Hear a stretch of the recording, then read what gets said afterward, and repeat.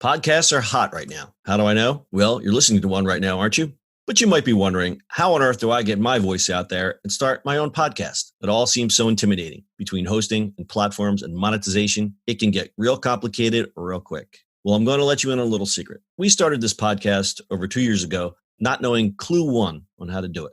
So how do we do it? We did it with Anchor. Anchor is the free podcast app with creation tools that allow you to record and edit your podcast right from your phone or computer. And Anchor will distribute your podcast for you, so it can be heard on all the platforms like Spotify, Apple Podcasts, and many more.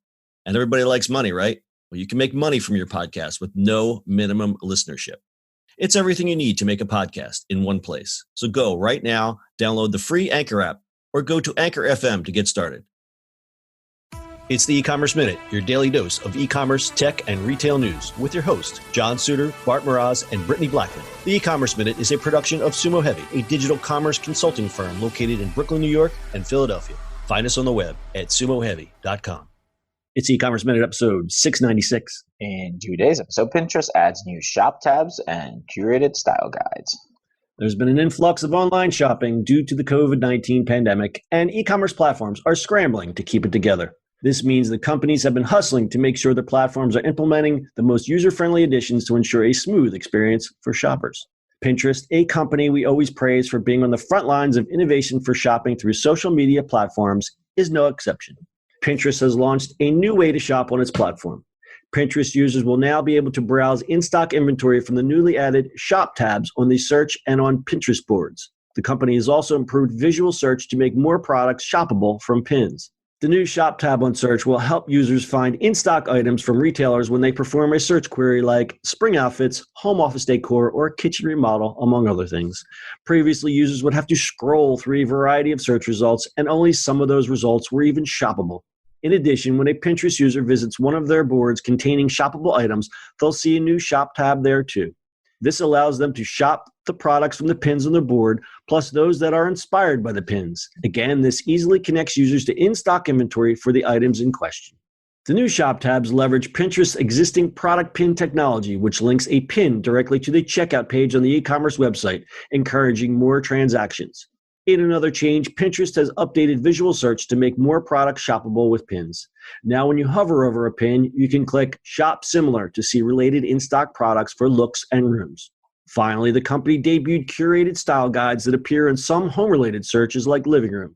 These guides let users browse specific, popular ideas across styles like mid-century, contemporary, and rustic, to name a few.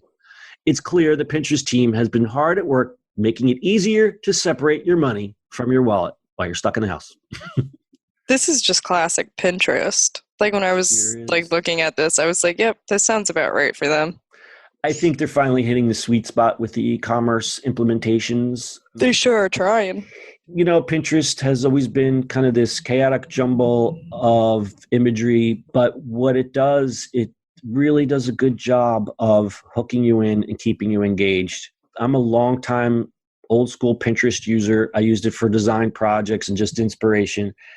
I still get their emails twice a day, and it's the one that I still open up and look, and I get, because it's like, oh, we saw you were looking at lettering designs. We saw you were looking at 1970s posters, and the stuff in there, they do a really great job. And I guess it's all through AI or whatever, of just really connecting you with the things that you want to see. Taking it a step further, they're connecting you with the things that you want to buy. Because I know a lot of people use Pinterest in a way where it's like, I've collected all these ideas to redo my bathroom. I'm going to take this idea for this faucet and then go search elsewhere. This now is going to keep them engaged even further in saying, okay, and you look at this, the screenshots that you have included in our script here, it's shop essentials, and it's the pictures that you're saving, but they've got a little price hovered over top of it. So you're like, $300 for this chair. I'll click through. I'm not going anywhere. I'll just right within Pinterest and spend all my money. It's so just like pleasing how they really made it like native to the app. It looks so good. Yeah, kudos to Pinterest again. We're always been, every time they introduce new features, I'm always impressed. I don't have a lot of bad things to say about Pinterest. I think my most like boomer quality is that I don't know how to use Pinterest beyond pinning food recipes. Like literally, Okay, well, you can teach me Snapchat and I'll teach you Pinterest. Okay, that's a deal. Because I have like socially using Pinterest, I have no idea like how people like I'll log into Pinterest and like 80 people will have pinned a board of mine, and I'm like, how did you even? I'm so confused. I just want an Pinterest. enchilada recipe. The great thing about Pinterest, it's accidental discovery. It's not so much I searched for Brittany's recipes for enchiladas. It's that you had something and someone else's interest aligned with that. And they do that really well with their visual matching. Right. Again, I use it for a lot of design stuff that I work on, personal side projects or whatever. And if I get into a certain style of lettering, I could even type in a word and it'll give me examples of how this word has been written out in different ways and different colors. And then all of a sudden you're scrolling and you're off to the races. All of a sudden it's like a half hour's gone by and you're now looking at enchilada recipes instead of lettering. So true. This is true. Pinterest really has figured out the secret sauce of getting crack for the eyeballs, as I'll call it. True. Like it's a rabbit hole, I would say. Tis a rabbit hole. They should have called it a rabbit hole instead of Pinterest. All right, we'll call this a little stat time right now. Searches for home office setup were up 70% over the past few weeks, and searches for gifts have also increased on the platform, Pinterest said. I guess it's, I can't see you, so I'm going to send you something. That would probably be it for why gifts are so highly searched.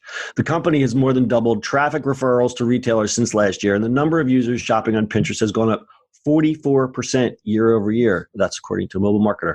The number of shoppable product pins has increased 2.5 times since last year, and Pinterest drove a total increase in traffic to retailers by 2.3 times since last year. That's from TechCrunch.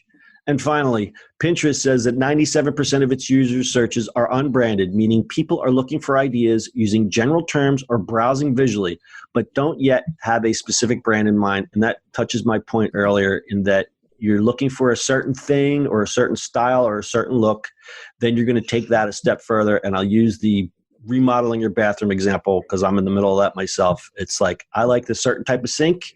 Once it sees that, it gives you 50 more examples of that same sink, and then you just have to find out where the hell to buy it. So pretty cool.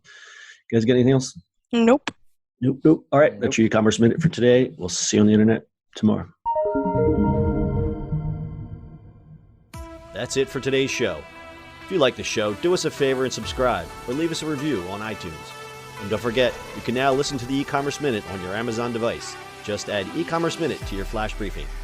And finally, if you have a comment or suggestion or just want to say hi, find us on social media at SUMO Heavy.